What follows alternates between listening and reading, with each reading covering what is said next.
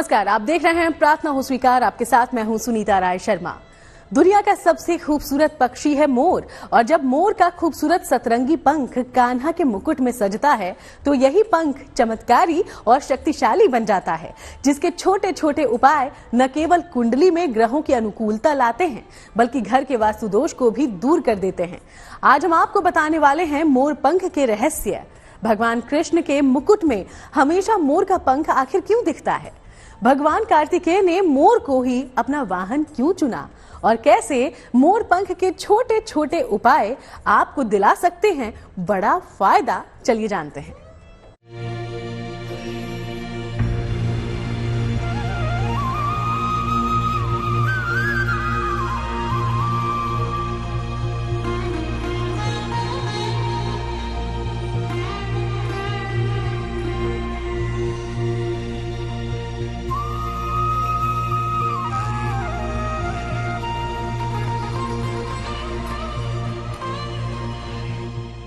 श्रीहरि की परम कृपा दिलाएगा मोर पंख।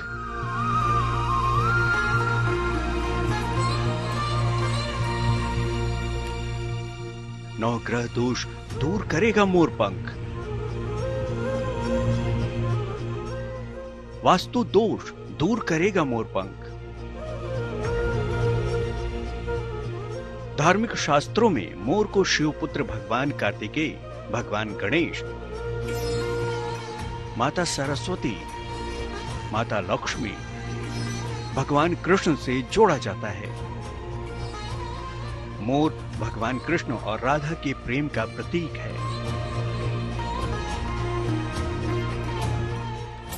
मोर में भगवान कृष्ण को राधा की छाया दिखती थी।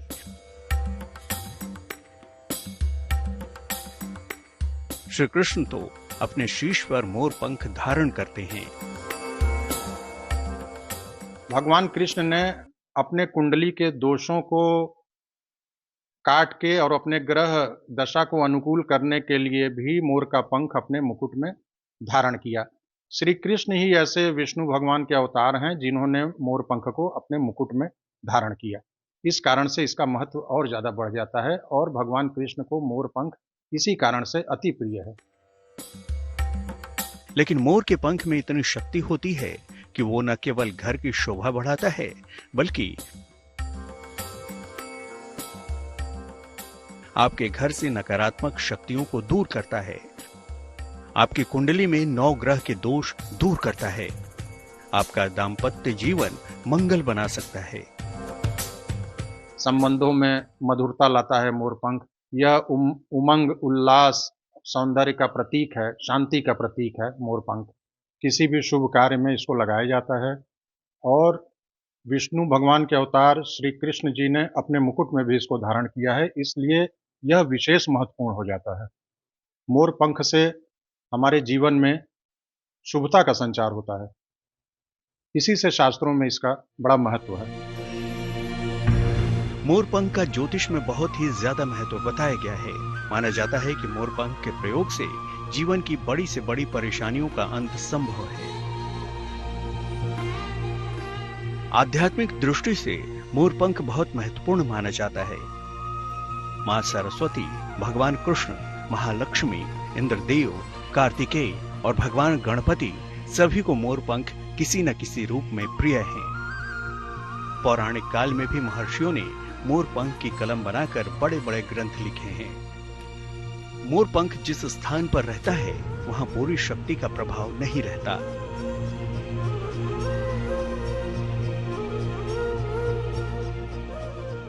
पौराणिक मान्यता है कि भगवान शिव ने मां पार्वती को पक्षी शास्त्र में वर्णित मोर के महत्व के बारे में बताया है।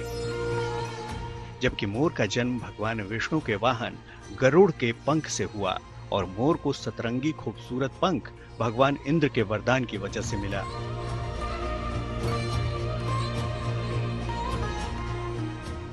प्राचीन काल में संध्या नाम का एक राक्षस था। संध्या असुर ने कठोर तप करके शिव जी और ब्रह्मा जी को प्रसन्न कर लिया था। आसुरी शक्तियों की वजह से संध्या बहुत ही शक्तिशाली हो गया। शक्तिशाली संध्या भगवान विष्णु के भक्तों को परेशान करने लगा था। संध्या ने स्वर्ग पर कब्जा कर देवताओं को बंदी बना लिया। सभी देवता और नवग्रह तब एक मोर के पंखों में विराजित हो गए।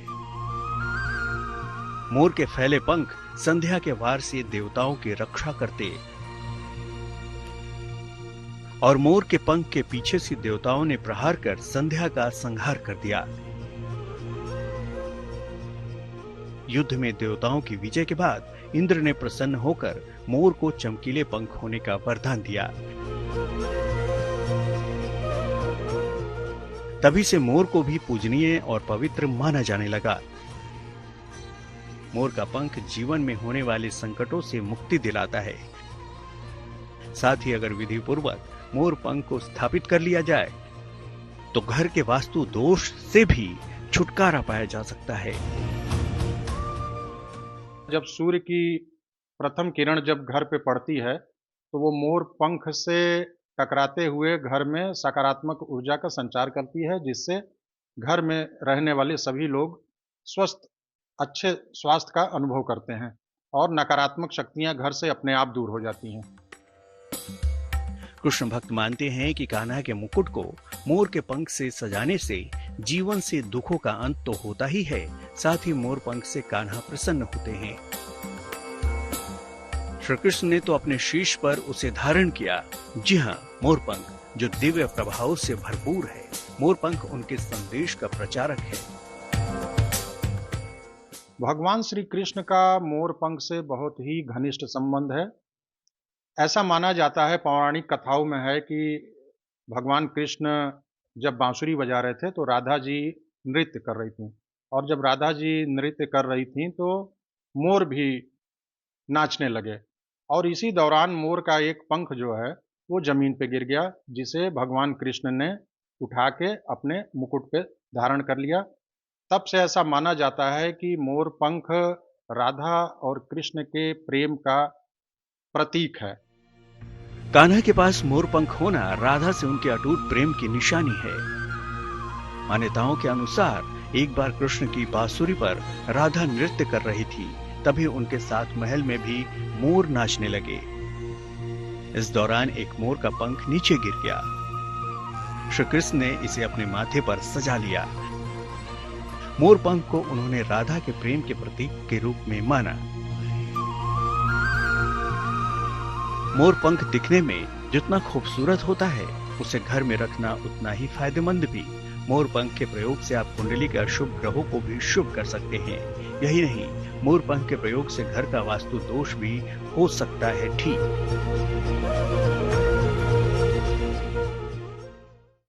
चाहे कुंडली के नवग्रहों को बलवान करना हो या फिर आप वास्तु दोष से छुटकारा चाहते हो, मोर पंख के प्रयोग से इन तमाम परेशानियों का अंत संभव है।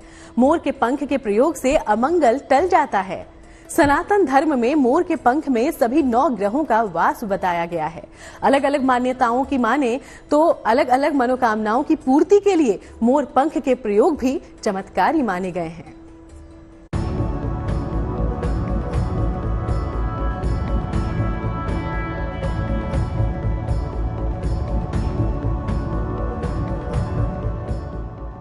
मोर जब पंख फैलाकर नाचता है तो उसे देखकर हमारा मन भी आनंद और प्रेम से नाच उठता है।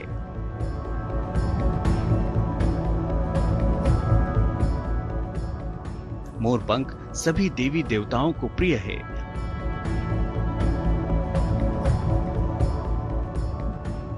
मान्यता ये भी है कि मोर पंख के दिव्य प्रयोग से आप 9 ग्रहों की कृपा भी पा सकते हैं। ज्योतिष में मोर पंख को 9 ग्रहों का प्रतिनिधि माना गया है। मोर का पंख कुंडली के 9 ग्रह के दोषों को शांत करता है। कैसे ये बताएंगे आपको, लेकिन उससे पहले हम आपको बताने वाले हैं कि घर में मोर का पंख कैसे आपके घर को एक कवच देता है और घर के सभी वास्तु दोषों को करता है शांत। देखिए, मोर पंख जैसा कि मैंने बताया कि यह सकारात्मक ऊर्जा का संचार करता है और नकारात्मक चीज़ों को घर से दूर करता है। तो मोर पंख हमें घर में जो दक्षिण और पश्चिम के कोने की तरफ कमरा होता है, जिसको नैऋत्य कोण बोलते हैं, जो घर के मुखिया का कमरा होता है, वहाँ पर इसको स्थापित करना चाहिए। इसको वहाँ पे स्थापित करने से घर के मुखिया की पकड़ घर पे मजबूत रहती है और उसका कहना सभी लोग मानते हैं। प्राचीन काल से ही मोर पंख को औषधि में भी इस्तेमाल किया जाता है, जिसके कारण इसकी महत्ता काफी है।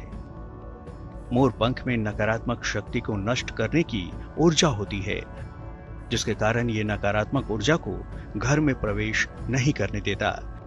अपने घर में मोर पंख को ऐसी जगह रखें जहां सभी सदस्यों की नजर इस मोर पंख पर पड़े। ऐसा करने से उस जगह का वास्तु दोष कम हो जाता है। मोर का पक्षी और मोर का पंख दोनों ही केवल सनातन धर्म में सौभाग्य का ही प्रतीक नहीं है, बल्कि ग्रीक माइथोलॉजी में भी मोर के पंख को स्वर्ग और सितारों की निगाह से जोड़ा जाता रहा है। मोर पंख के दिव्य प्रयोग से आप 9 ग्रहों की कृपा भी पा सकते हैं। कैसे, चलिए आपको बताते हैं।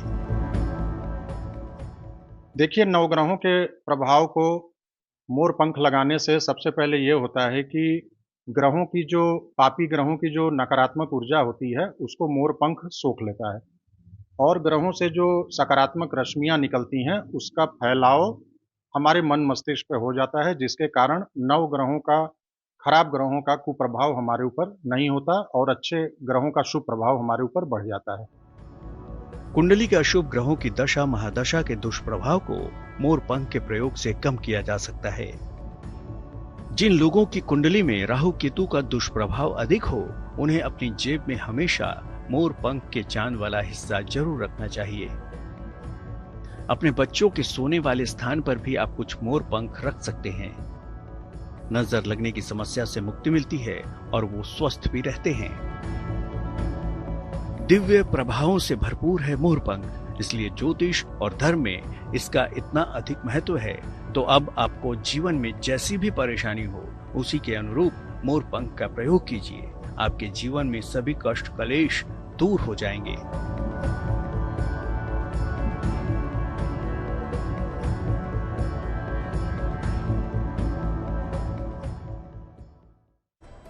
भगवान श्री कृष्ण मोर पंख को अपने मुकुट पर धारण करते हैं और कार्तिकेय तो मोर की सवारी करते हैं।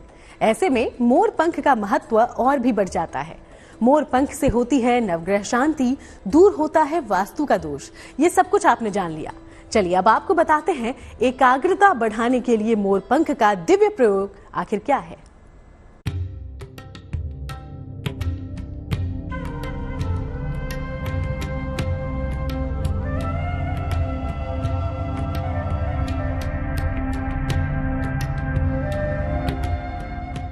मोरपंख का ज्योतिष में बहुत ही महत्व है। कहते हैं कि मोरपंख के प्रयोग से जीवन की तमाम परेशानियों को दूर किया जा सकता है। ज्योतिषियों के अनुसार अगर आपको कोई विरोधी या शत्रु परेशान कर रहा है तो भी मोरपंख एक कारगर उपाय है। देखिए, मोरपंख में शत्रु बाधा को भी दूर करने की अचूक क्षमता है। आप देखे होंगे मोरपंख में आंख की आकृति दिखाई देती है, तो ये हमारे शत्रुओं को, जो शत्रु हमारे ऊपर दृष्टि लगाए रहते हैं, उनकी दृष्टि को ये परावर्तित कर देता है, हमारे मन मस्तिष्क पे उनको नहीं पहुंचने देता है। इस कारण से शत्रु हंता योग भी बनता है मोरपंख को रखने से। ज्योतिष के जानकार कहते हैं कि अगर बच्चों की एकाग्रता कम है या पढ़ाई में मन नहीं लगता तो भी आप मोरपंख का प्रयोग कर सकते हैं।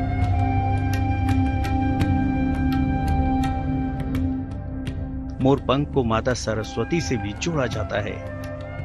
पढ़ाई में जिन बच्चों का मन नहीं लगता वो एक मोरपंख लें। मां सरस्वती का ध्यान करके मोरपंख पुस्तक के बीच में रखें। ऐसा करने से आपकी एकाग्रता बढ़ेगी। मोरपंख से एकाग्रता में बहुत वृद्धि होती है। आपने बचपन में अनुभव किया होगा कि जब हम लोग स्कूल में जाते थे तो किताब या कॉपी के बीच में हम मोरपंख रखते थे। वो इसी से रखते थे कि इससे विद्यार्थी की एकाग्रता क्षमता भी बढ़ती थी और उसकी स्मरण शक्ति भी बढ़ती थी, ताकि जो हम अध्ययन करें वो हमें बहुत जल्दी याद हो जाए, जल्दी से समझ आ जाए। और एकाग्रता अच्छा होने से हम विषयों को ज़्यादा लंबे समय तक याद रख सकते हैं और विद्यार्थी जब परीक्षा में अपने ज्ञान का प्रदर्शन करता है तो वो अव्वल आता है।